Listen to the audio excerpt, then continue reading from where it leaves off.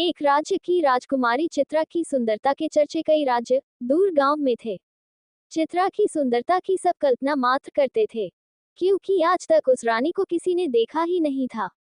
रानी के पिता नहीं रहे, न ही उनकी माताजी है।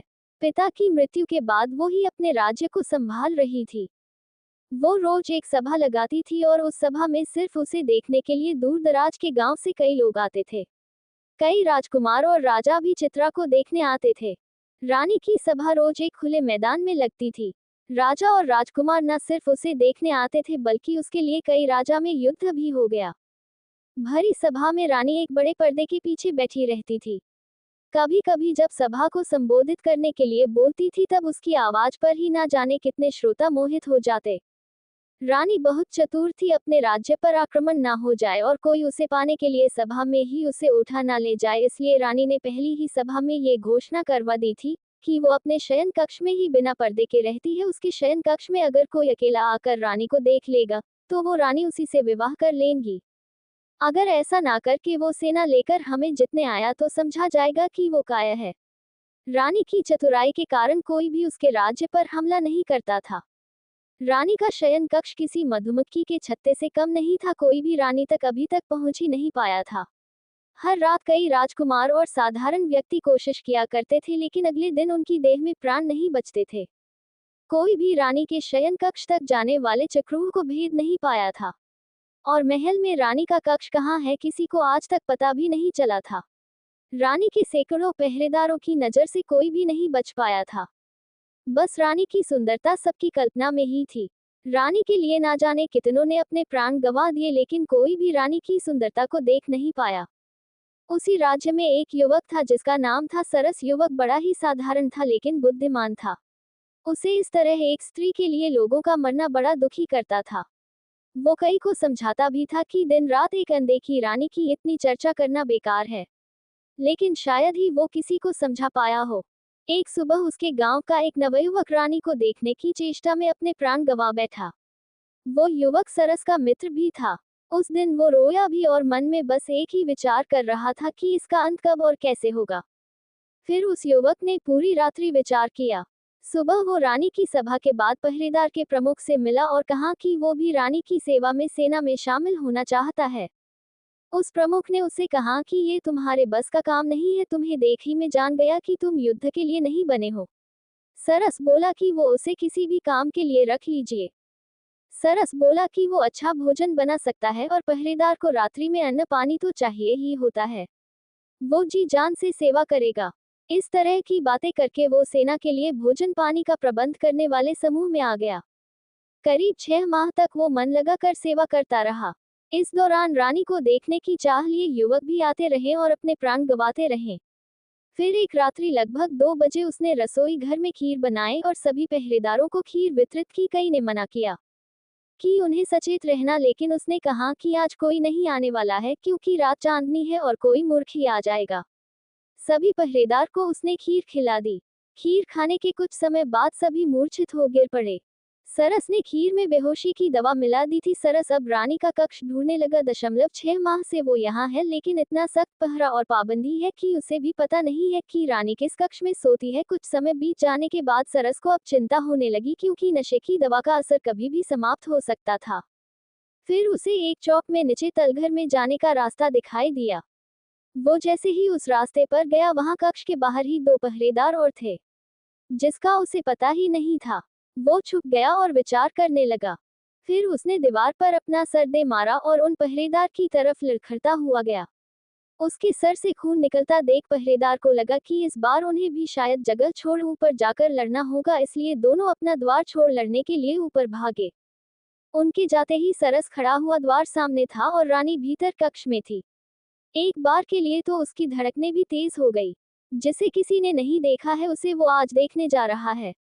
उसने द्वार खोलने के लिए द्वार पर हाथ लगाया और धक्का मारा, लेकिन वो द्वार नहीं खुला। द्वार पर नीचे एक बड़ा ताला उसे दिखाई ही नहीं दिया। उसने सोचा कि अब उसकी जान गई, क्योंकि कुछ समय में पहरेदार होश में आए जाएंगे और वो पकड़ा जाएगा। उसने कैसे सोच लिया कि जिस रानी के लिए इतने पहरेदार लगे उसके द्वार पर कोई ताला नहीं होगा। लेकिन फिर उसकी आंखें चमक उठी, क्योंकि पहरेदार की चाबी उनके भागते वक्त वही गिर गई थी। अब उसने बिल्कुल भी देर नहीं की और चाबी लेकर द्वार खोल दिया। कक्ष के भीतर आकर उसने द्वार जल्दी से बंद किया और फिर ताला लगा लिया। अब उसने पहले एक गहरी सांस ली, फिर आंखें खोली तो उसे दिखाई दिया एक आलिशान कक्ष, सुगंधित पुष्प भांति वो कक्ष सुगंध दे रहा था। लेकिन कक्ष में प्रकाश कम था। वो रानी के बिस्तर के पास गया। उसके कदमों की सरसराहट से रानी की नींद खुल गई और वो घबरा कर उठकर बैठ गई। रानी के कक्ष में पहली बार कोई आया था। रानी ने पहले अपने चेहरे पर पर्दा किया, फिर लड़खड़ाते शब्दों से पूछा, कौन है? सरस बोला, अभी तक तो साधारण हूँ, लेकिन आपका मुख देखने के बाद हो सकता है कि साधारण ना रहूं। रानी घबरा कर खड़ी हो गई। सरस बोला कि अब ये पर्दा क्यों? अब तो मैं इस शयन कक्ष तक आ गया। अब तो मुझे वो चेहरा दिखा दीजिए जिसने ना जाने कितनों की जान ले ली। अब तो प्रकाश में आ जाइए। रानी ने अपना पर्दा हटाया और प्रकाश में आई। युवक सरस ने देखा और चौंक गया, क्योंकि लोगों के द्वारा रानी की जिस तरह की कल्पना की जा रही थी, रानी उसके बिल्कुल विपरीत थी।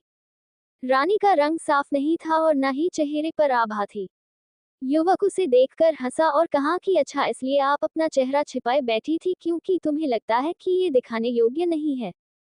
रानी अब सर नीचे कर चुपचाप युवक की बात सुन रही है। फिर रानी कहती है, स्त्री सुंदर ना हो तो कौन विवाह करता है? क्या तुम अब मुझे देखने के बाद मुझसे विवाह करोगे? तुम पुरुष किस तरह की स्त्री चाहते हो मुझे पता है। जरा सोचो, एक अकेली स्त्री, वो भी अगर सुंदर ना हो तो कैसे और कब तक अपने राज्य को बचा पाती? यह मेरी चतुराई है कि मैं अभी तक रानी हूँ, किसी के अधीन नहीं हूँ।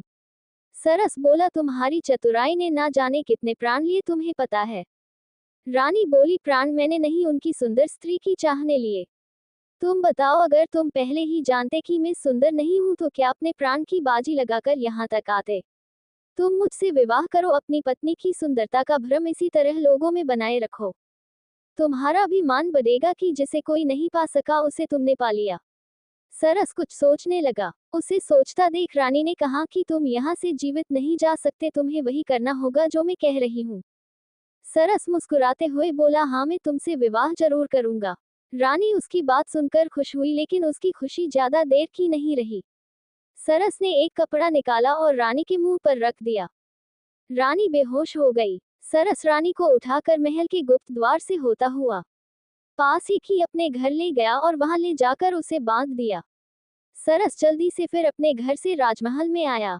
कुछ पहरेदारों को होश आ गया था, वो भी उनसे बचता हुआ लड़खड़ता हुआ उनके पास गया। उसने ऐसा दिखाया कि यह एक बहुत बड़ी योजना थी। खीर में किसी ने कुछ मिला दिया था जिससे हम सभी बेसुध होकर गिर पड़े।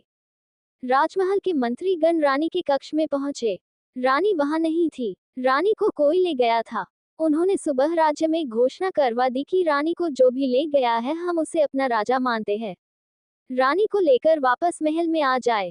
सरस अब राजमहल से जब अपने घर वापस गया तो उसमें रानी को खोला और उसे भोजन दिया। रानी ने कहा कि तुम अब जीवित नहीं रहोगे, तुमने मुझे यहाँ बंधक बनाया है। सरस ने कहा कि अब तुम मेरी पत्नी हो, तुम्हें यही रहना होगा मेरे साथ, तुम्हारा यही प्रायश्चित है। रानी बोली कि वो अभी यहाँ से जा रही। सरस ने बोला, जाओ, लेकिन जल्दी वापस आना। रानी वहां से भागते हुए अपने महल की ओर गई। महल पर पहुंची तो द्वार पर ही सिपाहियों ने उसे रोक दिया। रानी बोली, मैं रानी हूँ इस महल की, तुम्हारी महारानी। सिपाही उसे देख हंसने लगे, बोले, जा यहाँ से अपनी शक्ल देख। उन्होंने द्वार पर से उसे हटा दिया। रानी को समझ आ गया था कि सरस ने चतुराई से उसके साथ यह खेल खेला है। रानी को किसी ने नहीं देखा है, इसलिए अब वो कुछ भी करे उसे कोई पहचानेगा नहीं। वो वापस सरस के पास लौट आई। सरस ने उसे कहा, आए गई, चलो अब कुछ खा लो। रानी वही रहने लगी और दिनचर्या के काम करने लगी। महल में अभी तक किसी को नहीं पता रानी कहाँ गई। मंत्री ने राज्य अपने हाथ में ले लिया। ऐसे ही वीडियो देखने के लिए हमारे चैनल को लाइक एंड सब्सक्राइब करें। Thanks for watching.